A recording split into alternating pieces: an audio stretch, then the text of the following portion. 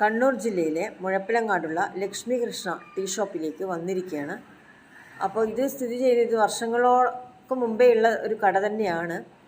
ഇത് തലശ്ശേരി കണ്ണൂർ റൂട്ടിൽ സർവീസ് റൂട്ടിൻ്റെ അടുത്ത് തന്നെയാണ്, മുഴപ്പിലങ്ങാട് കുളമ്പസാറിൻ്റെ അടുത്ത്. ഇവിടുത്തെ മെയിൻ ഹീറോ എന്ന് പറയുന്നത് നമ്മളെ പ്രേമാട്ടനാണ് പിന്നെ ഉണ്ടാക്കുന്നത് പൊറോട്ടയും ബീഫ് കറിയും.